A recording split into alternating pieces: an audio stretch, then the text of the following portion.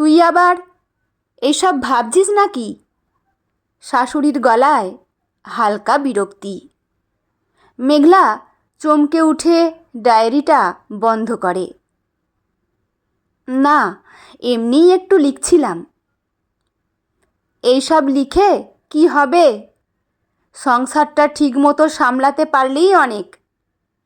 মেঘলা চুপ করে থাকে। এই চুপ করাটাই যেন ওর অভ্যাস হয়ে গেছে। ওই ডায়েরির পাতায় পাতায় লেখা ওর অপূর্ণ স্বপ্নগুলো। কলেজে পড়ার সময় কত ইচ্ছে ছিল নিজের একটা স্কুল খুলবে, ছোট ছোট বাচ্চাদের মানুষ করবে। কিন্তু বিয়ের পর সব যেন থেমে গেল। বউ মানে সংসার সামলানো, এইসব চাকরি বাকরি সব মেয়েদের মানায় না। স্বামীর কথাটা এখনও কানে বাজে। মেঘলা চেষ্টা করেছিল, একদিন সাহস করে বলেছিল, আমি আবার পড়াশোনা শুরু করতে চাই, নতুন কিছু শিখতে চাই। স্বামী অভিরূপ হেসে বলেছিল, এই বয়সে? আর আমাদের ছেলে তুহিনকে কে দেখবে? সেদিন উত্তর দিতে পারেনি মেঘলা। শুধু মনে হয়েছিল, ওর নিজের জীবনটা কি তাহলে সত্যিই শেষ? এক রাতে অভিরূপ ফোনে ব্যস্ত। মেঘলা একটু সাহস করে বলল, শোনো, আমি ভাবছিলাম একটা পার্ট টাইম কিছু করি। অভিরূপ মাথা না তুলেই বলল, এই নিয়ে আবার শুরু করো না তো। এখন সবাই চাকরি করছে মানে তোমাকেও করতে হবে এমন না। আমাদের বাড়িতে কি কিছুর অভাব আছে? অভাব? মেঘলা থেমে যায়। অভাব না, কিন্তু নিজের একটা পরিচয়। অভিরূপ এবার তাকায়। তোমার পরিচয় কি কম? তুমি আমার স্ত্রী, তুহিনের মা। এগুলোই কি যথেষ্ট না? যথেষ্ট কথাটা কেমন কানে বিঁধে রইল। ছেলের স্কুলের গেটে। আমি কিন্তু ছেলেকে ডে কেয়ারে দিয়ে জয়েন করেছি, রিয়া গর্ব করে বলছে। এই যুগে মেয়েদের নিজের পায়ে দাঁড়ানো খুব দরকার, স্নেহা যোগ করে। সবাই একসাথে মাথা নাড়ে।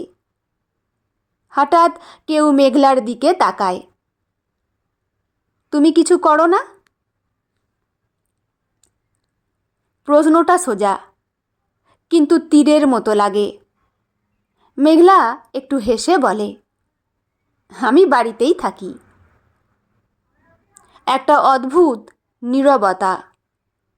তারপর কেউ হেসে বলে, ও, ফুল টাইম হাউসওয়াইফ।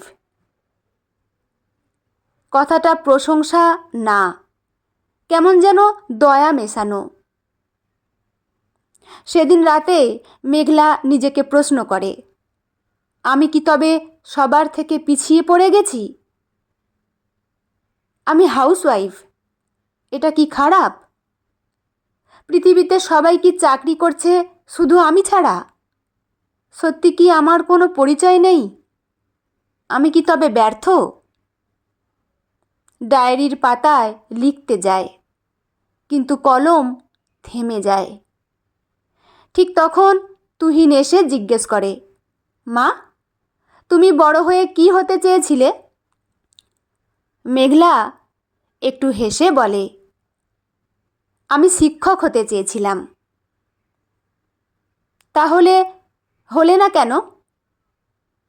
প্রশ্নটা সরল, কিন্তু উত্তরটা জটিল।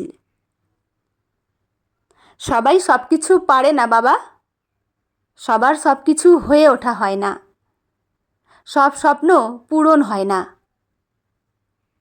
তুহিন চুপ করে থাকে। তারপর বলে, শিক্ষক কে মা? টিচার? তুমি তো এখনো শেখাতে পারো, যেমন আমাকে শেখাও। জানো, আমার স্কুলের টিচাররা বলেন তুহিন খুব ভালো ছেলে, ওর বাড়ির শিক্ষা ভালো। মেঘলার ভেতরটা নরম হয়ে যায়, ছেলেকে কাছে টেনে আদর করে। মানুষের মতো মানুষ হতে হবে সোনা, তবেই তো সবাই ভালো বলবে। ভালো মানুষের খুব অভাব এই পৃথিবীতে। ছেলেকে বুকে জড়িয়ে সিলিংয়ের দিকে তাকিয়ে উদাস হয়ে যায় মেঘলা।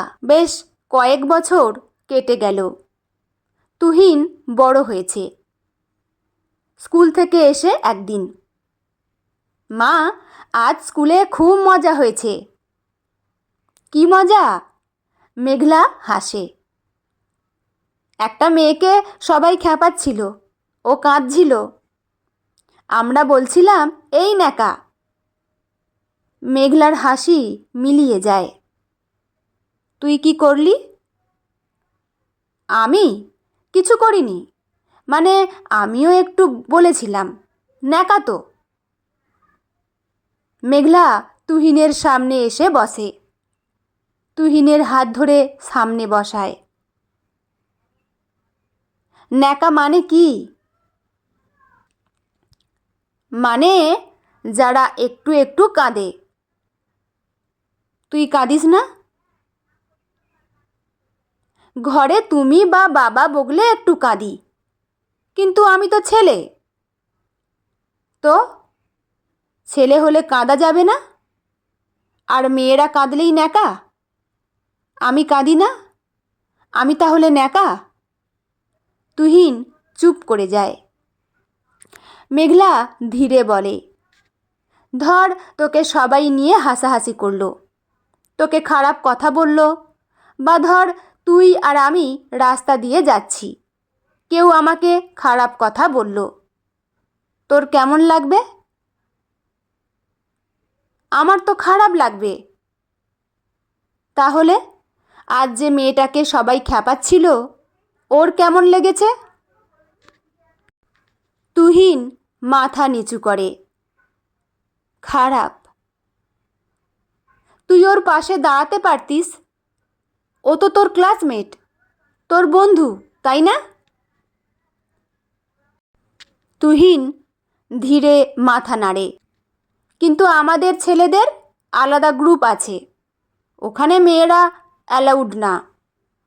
ওরা কেমন যেন কানে কানে কথা বলে, নিজেদের মধ্যে হাসাহাসি করে, কিছু বললেই কেঁদে ফেলে। ওরা আমাদের মতো না, উই হেট গার্লস। সেদিন রাতে ডায়েরিতে মেঘলা লিখল, কোথায় আমার বাড়ির শিক্ষা ভালো, কি শিখিয়েছি আমার ছেলেকে।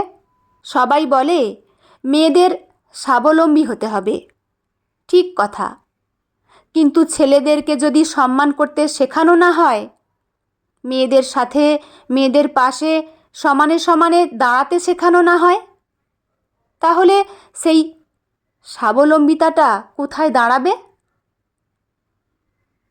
পরের দিন থেকেই মেঘলা বাড়ির সব কিছুর পরিবর্তন করা শুরু করলো। তুহিন, আজ থেকে তোর ছুটির দিনে আমরা দুজন মিলে রান্না করব, ঘরের কাজ করব, মা আর ছেলে মিলে একসাথে অনেক সময় কাটাবো, মজা করব, কেমন? আমি? ছেলেরা রান্না করে নাকি? কে বলেছে ছেলেরা রান্না করে না? রান্না কি শুধু মেয়েদের কাজ? বড় বড় শেফরা অনেকেই তো পুরুষ। বন্ধুরা জানলে হাসবে। বন্ধুরা যদি ভুল কিছু করে, তুইও কি সেটা করবি? তুহিন চুপ করে যায়। এই নে আলুটা ধর, কেটে দেখ।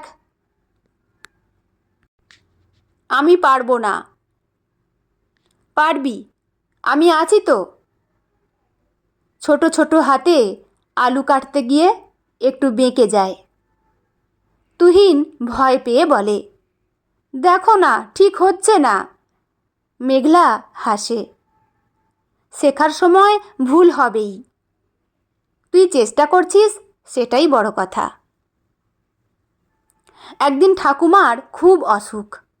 মেঘলা তুহিনকে বলল, এখন তো তোর পড়া নেই, ঠাম্মির কাছে বস আর এই জলপট্টিটা দিতে থাক। শাশুড়ি ওর মধ্যেই রে রে করে উঠলেন, ও পারে এসব? তোমার সময় না থাকলে আমি নিজেই নিজের মাথায় জলপট্টি দিয়ে দেব। মেঘলা শাশুড়িকে কিছু বলল না, শুধু ছেলেকে বলল, জানিস তো পৃথিবীতে অনেক পুরুষ নার্স আছে, তাদেরও মেয়েদের মতোই মমতা আছে, রোগীকে খুব যত্ন করে। তুহিন মাথা নেড়ে ঠাম্মির মাথায় জলপট্টি দিতে থাকে। দিন যায়, মাস যায়, বছর ঘোরে। রান্নাঘরে এখন দুজনের গল্প হাসি।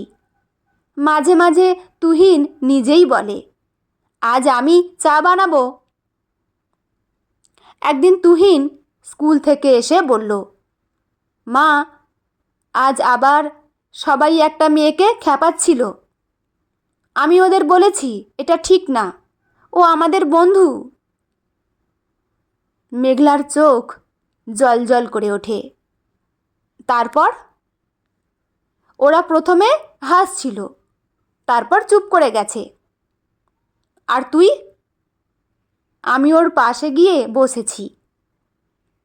মেঘলা কিছু বলতে পারে না, শুধু মাথায় হাত বুলিয়ে দেয়। কয়েকদিন পর অভিরূপ অফিস থেকে এসে দেখে তুহিন রান্নাঘরে দাঁড়িয়ে রুটি বেলছে। এ কি হচ্ছে? অবাক গলায়। তুহিন গর্ব করে বলে, আমি শিখছি, রান্না শুধু মেয়েদের কাজ না, সবাই মিলে বাড়ির সব কাজ করলে মেয়েরাও সময় পাবে তাদের নিজেদের ভালো লাগার কাজ করতে। অভিরূপ একটু হেসে বলে, এইসব কে শিখিয়েছে?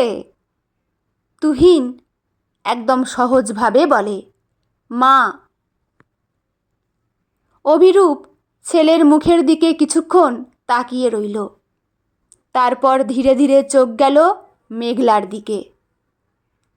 মেঘলা তখন চুপচাপ গ্যাসের সামনে দাঁড়িয়ে, যেন এই কথাগুলো ওর জীবনে নতুন কিছু না। কিন্তু আজ বহুদিন পর অভিরূপের মনে হলো এই চুপ করে থাকা মানুষটার ভেতরে কত কথা জমে আছে, যেগুলো সে কোনোদিন শুনতেই চায়নি। তুহিন আবার বলল, জানো বাবা, মা শুধু রান্না শেখায় না, মা আমাকে শিখিয়েছে কাউকে ছোট করতে নেই। নারী পুরুষ নির্বিশেষে সংসারে সবার আলাদা গুরুত্ব আছে। মেয়েদের নিয়ে হাসতে নেই, সবাইকে সম্মান করতে হয়। অভিরূপের মুখের হাসিটা আস্তে আস্তে মিলিয়ে গেল। সেদিন রাতে অনেক দিন পর মেঘলার পুরনো ডায়েরিটা খুলে দেখল অভিরূপ। পাতায় পাতায় লেখা, আজ তুহিন প্রথম নিজে জামা গুছিয়েছে, আজ ও একজন বন্ধুর পাশে দাঁড়িয়েছে, আজও বলেছে ছেলে মানেই শক্ত হতে হবে না, ভালো মানুষ হতে হবে। আর এক কোণে ছোট করে লেখা, হয়তো আমি স্কুল খুলতে পারিনি, কিন্তু একটা মানুষ গড়ে তুলেছি ধীরে ধীরে। লাইনটা পড়ে অভিরূপ দীর্ঘক্ষণ স্থির বসে রইল। সত্যিই তো, অফিসে সে বড় বড় প্রেজেন্টেশন করে, মিটিং সামলায়, টাকার হিসেব রাখে, কিন্তু একটা শিশুর ভিতরে সম্মান, সহানুভূতি, মানবিকতা, এই জিনিসগুলো কে গড়ে দেয়?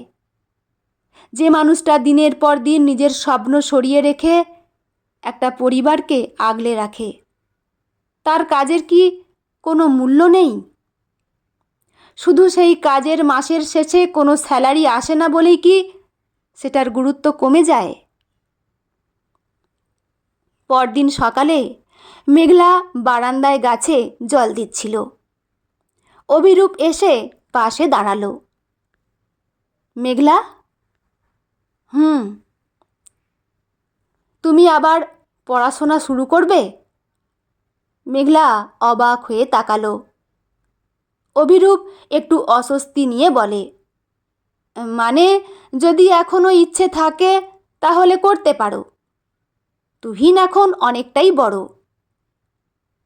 আমি বুঝতে পারিনি এতদিন। মেঘলা কিছুক্ষণ চুপ করে রইল। তারপর খুব শান্ত গলায় বলল, সব স্বপ্ন পূরণ হয় না অভিরূপ, তবে তাই বলে জীবন শেষ হয়ে যায় না। অভিরূপ মাথা নিচু করল। মেঘলা এবার হেসে বলল, আর একটা কথা জানো, আমি এখন আর নিজেকে ব্যর্থ মনে করি না। মেঘলা ঘরের ভেতর তাকালো। তুহিন তখন ঠাম্মিকে ওষুধ খাইয়ে বলছে, জলটা খেয়ে নাও, তারপর একসাথে হাঁটতে যাব। মেঘলার চোখ ভিজে উঠল। কারণ আমি চাকরি করিনি ঠিকই, কিন্তু একটা ভালো মানুষ তৈরি করার চেষ্টা করেছি। আর পৃথিবীতে ভালো মানুষের অভাবটাই সবচেয়ে বেশি। অভিরূপ কোনো উত্তর দিতে পারল না। শুধু প্রথমবারের মতো বুঝল, একজন নারী শুধু চাকরি করলেই স্বাবলম্বী হয় না, আবার শুধুই সংসার সামলালেও সে কম হয়ে যায় না। কারণ সংসার সামলানো মানে শুধু রান্না বা কাপড় কাচা নয়। সংসার সামলানো মানে একটা বাড়িকে বাড়ি বানানো, একটা শিশুকে মানুষ বানানো, একটা পরিবারের ভিতরে সম্মান, ভালোবাসা আর মানবিকতার বীজ বপন করা। আর সেই কাজের কোনো পদবি হয় না, কিন্তু মূল্য হয় খুব গভীর। সেদিন রাতে বহুদিন পর ডায়েরির নতুন পাতায় মেঘলা লিখল, মেয়েদের জীবনকে একটাই মাপে মাপা খুব ভুল। কেউ সংসার সামলে নিজের স্বপ্ন পূরণ করে, কেউ চাকরি আর বাড়ি দুটোই একসাথে সামলায়, আবার কেউ কোনো কারণে বাড়িতেই থেকে যায়। তাই বলে কেউ বড় কেউ ছোট হয়ে যায় না। চাকরি করা নারী যেমন সম্মানের, তেমনি সারাদিন একটা পরিবারকে আগলে রাখা নারীও সমান সম্মানের। কারণ একজন মা অফিসে গিয়েও সন্তানের সুন্দর মানুষ হয়ে ওঠার ভিত গড়ে দিতে পারেন। আবার একজন গৃহবধূও নিজের সময়, শ্রম আর ভালোবাসা দিয়ে একটা পরিবারকে ধরে রাখেন। আসলে তুলনা নয়, দরকার সমান সম্মান, সমান বোঝাপড়া আর পাশে থাকার মানুষ। স্বাবলম্বী হওয়া শুধু রোজগারের মধ্যে সীমাবদ্ধ নয়। স্বাবলম্বী হওয়া মানে নিজের মূল্যটা বোঝা, নিজের সিদ্ধান্তকে সম্মান করা আর অন্যকেও সম্মান করতে শেখানো। সংসার সামলানো কোনো কম কাজ নয়, আবার শুধুই সংসার একজন নারীর একমাত্র পরিচয়ও নয়। বন্ধুরা, গল্পটি এখানেই সমাপ্ত। গল্পটি আমার তো বেশ ভালো লাগলো। আপনাদের কেমন লাগলো অবশ্যই কমেন্ট করে জানাবেন। আর হ্যাঁ, আমার গল্প হয়তো অনেকেই শোনেন, সাবস্ক্রাইব করতে হয়তো ভুলে যান। প্লিজ অনুরোধ রইল, চ্যানেলটি সাবস্ক্রাইব করে নেবেন। এতে করে আরও ভালো ভালো নতুন নতুন গল্প পাঠ করার জন্য আমরা উৎসাহিত পাই। লেখা আত্রি চন্দ, পাঠে আমি রিমি। দেখা হচ্ছে পরের কোনো গল্প নিয়ে। ভালো থাকবেন সবাই। ধন্যবাদ।